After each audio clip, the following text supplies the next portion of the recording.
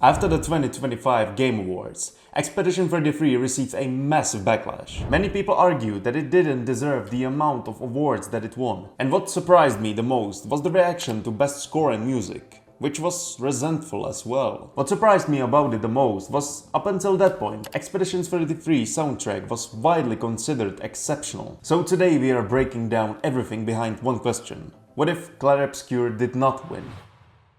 Let's firstly look at what we are actually rewarding when we give the best soundtrack. These are not some set-in-stone criteria that the judges goes by. These are my own made-up thoughts. Like, if I was judging the best game of the year, I would go by these thought processes. At the very core of this category, the music have to be good. Like, without the game, the music have to make sense. That's like the lowest bar the music have to surpass. And we can elaborate on that. The music probably have to be kind of innovative. It doesn't have to be groundbreaking or genre defining. It just needs a few inches above the imaginary line of what's considered the best at the time to surpass it. And this can be of course achieved by many things. In my Lumiere video, I have talked about how this track is breath of fresh air, mainly because of its blending of different genres. Ghost of Yotei does something similar. The soundtrack takes Japanese traditional instruments and traditional qualities of the music and blend them with modern instruments and modern ways of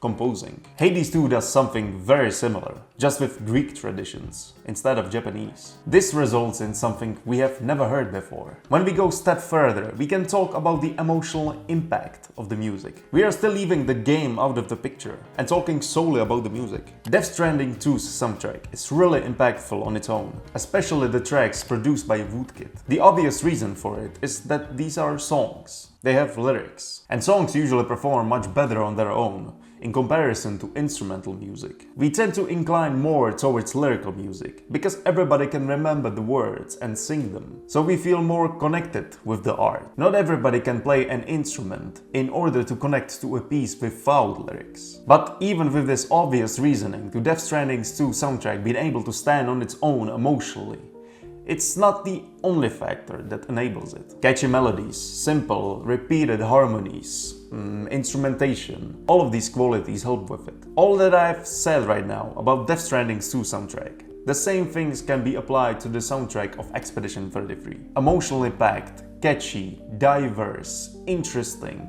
all of these qualities even without the game attached to it. But the thing is that even though we can look at these soundtracks at face value, at the end of the day these are game awards. So even though we can rate how they work without the game, in my opinion much more emphasis should be put on how they work with the game. Firstly, let's take a look at how they match the story beats of the game. And this is where Expedition has really no competition. At the very start of the game, we are introduced to the Lumiere theme, which is just so friendly, so welcoming. It's a safe space in this bleak world. And it's really similar to the Shire theme from Lord of the Rings. Both tracks tenderly paint a picture of home, of a place we are trying to save in both stories. In the opening section of Expedition 33, we're exploring the city, meeting its citizens, learning its ways, and admiring its beauty. The whole time we are accompanied by many variations of the Lumiere theme to really connect the motif to the feeling of home. At the end of the intro, we get this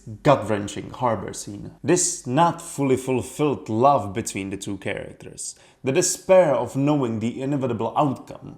All of these complex emotions are beautifully expressed in the music. And that's just the first 45 minutes of the game. The more we get into the story, the better the music gets. The only game that maybe comes close to this is again Death Stranding 2, where the emotional beats are really highlighted by the music. But it's really not on the same level as Expedition 33. But quite ironically, out of the 5 nominees of 2025, Death Stranding's 2 soundtrack is in my opinion the least tied with the game. Not just emotionally, but overall. It is the most separable out of the bunch. It's very cinematic and very well composed, don't get me wrong. It's just that it could sit outside the gameplay more than the others. Ghost of Yotei might be also struggling with this. But the use of traditional score helps to bind the music to the gameplay a little more. On the other hand, Hades 2, Silksong and Expedition 33, they excel in this. As already stated, Clarobscur's soundtrack matches the story beats perfectly, complements and reflects the emotions of the given scene. And the lyrics in the songs reference the characters and events in the world of the game. The music is irreplaceable. is what I'm trying to say. No other soundtrack would be as good as the one composed by Lorient Testard. Hades' 2 soundtrack, even though lacking in some areas in comparison to Expedition 33, does something very special. It literally connects the music to the gameplay. I've made a separate video talking about this, which you can check out by clicking right here. Silksong's music being so tightly connected to the gameplay was a really nice surprise. The soundtrack of the first game, Hollow Knight, was made largely using samples. This could give the music a sense of being too general. For Silksong, on the other hand, majority of the music was written originally. Christopher Larkin actually went a step further and recorded most of the music on live instruments. The production of the soundtrack is one of many topics in which I have compared the two soundtracks in this video, so if you're interested, check it out. Now let's talk about something that has less to do with the music itself and more with the business side of the coin. The industry bias. I'll go over this very quickly, since we could get easily into a rabbit hole discussing this. Remember how when I was talking about the connection between the soundtrack and the gameplay, I've said that Death Stranding 2 and Ghost of Yotei are weaker in that regard. Funnily enough, out of these 5 nominees, these 2 titles are the only ones backed up by large studios. The other 3 came for small indie teams. This goes to show that these smaller studios have much more passion for the products they create. And it's a good thing that this passion is being recognized. It's a good thing that the Game Awards aren't biased towards AAA games just for the sole reason of them being AAA games produced by massive studios. I think these things are more evident in different categories, so let's move on. To wrap this section up, here's what the 2026 winner for the award for Best Score Soundtrack for Video Games and Other Interactive Media, Austin Wintory, had to say about Expedition 33 not even being nominated for the Grammys. I simply must address a sentiment I know is shared by many, which is a score like Expedition 33 by my wonderful and incredibly inspiring friend Lorient Testard.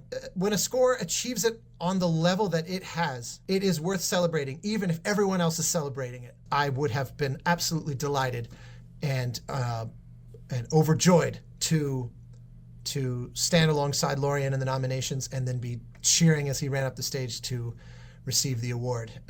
I'll link the whole video in the comments in case someone is interested. Austin Wintory won the award for the wonderful music he created for Sword of the Sea, which I have analyzed in this video. I'll link it down below as well. Now let's talk more about the games that didn't win, and the ones that weren't even nominated last year. People love to root for underdogs. You can see it in movies, for example, where the protagonist, the hero of the story, is usually looked down upon, is disabled in any way, or just goes through a bad time in life. These are deliberate choices from the producers, because it helps the viewer sympathize with the character. Expedition 33 winning as many trophies as it did sparked hatred in the eyes of many, and solely for that reason of it not being an underdog anymore. It just became too popular. While it's kind of sad, at least I feel like it has a good side to it. And the good side is that all the losers, all the underdogs, became much more appreciated, which they deserve. What I'm trying to say is that in the long run, it doesn't really matter who officially wins the trophy. The awards are about recognition, which is not given only to the winners. For example, in 2015, the winner for this category was the soundtrack for Metal Gear Solid 5. It's an amazing soundtrack, and it rightfully won the award that year. But 10 years later, in 2025, this soundtrack would, in my opinion, have no chance. Music is evolving, and what is considered the best is also evolving. And the awards immensely help with that. Everybody wants to win. We as people are competitive. Everybody wants to excel at something. Now, don't get me wrong.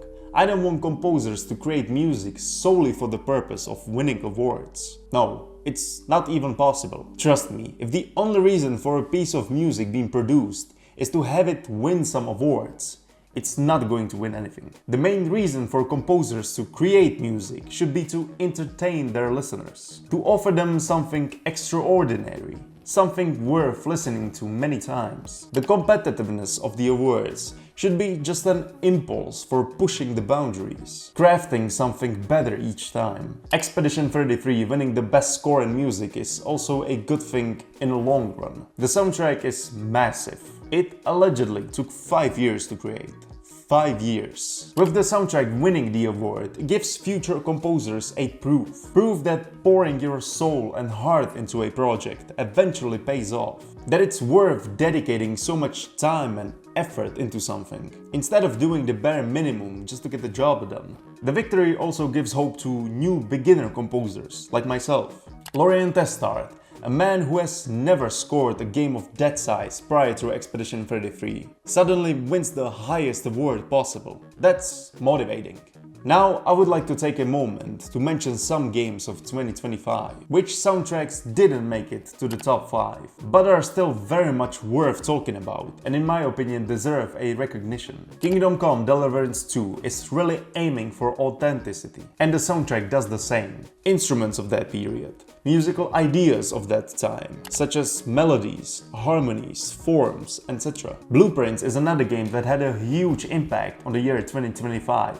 But in my opinion, the underappreciated aspect of it is its soundtrack. It nicely underlines the mystery of the game. It never distracts from the gameplay, but provides a nice accompany in a world that is actually pretty silent. The music of Silent Hill F provides a constant sense of dread. Finding yourself alone in a deserted Japanese town is pretty scary in itself, especially when your only company is the soundtrack. The music is actually surprisingly melodic, with many lush motifs and beautiful outbursts of color and harmonies. Little Nightmares 3 soundtrack is very unique in a way in which it plays with textures. It is very organic music. It feels very much alive. It's full of horror, of course, but there's always something almost soothing underneath the surface. The soundtrack of Spirit of the North 2 is beautiful. It's very melodic. It's telling a story. The orchestration is chosen perfectly. Even though it projects an essence of winter, it's pretty warm and welcoming. Outer Worlds 2 soundtrack is a very interesting blend of mid-centuries fanfare with futuristic sounds made by synthesizers. It got some great storytelling with amazing build-ups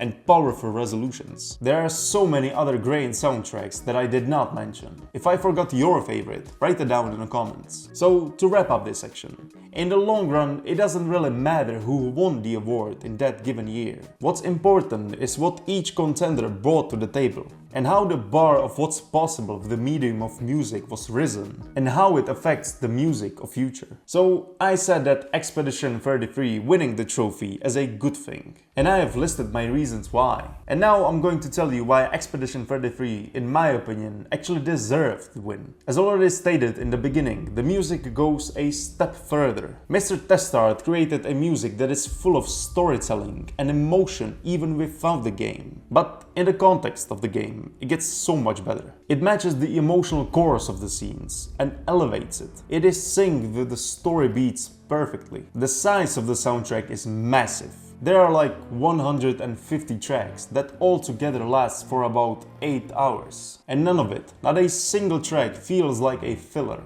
The sheer amount of time and effort put into crafting this masterpiece speaks volumes about the passion that Lorian has for his music and for the whole project of Expedition 33. Team Resentful created something exceptional, and in my opinion they deserve all the glory. But that doesn't take away from the work of other studios, other games and other composers. The year 2025 brought so many amazing soundtracks, and it's worth celebrating every single one of them, even if you prefer some of them more and some of them less. Thanks for watching, and I'll see you next time.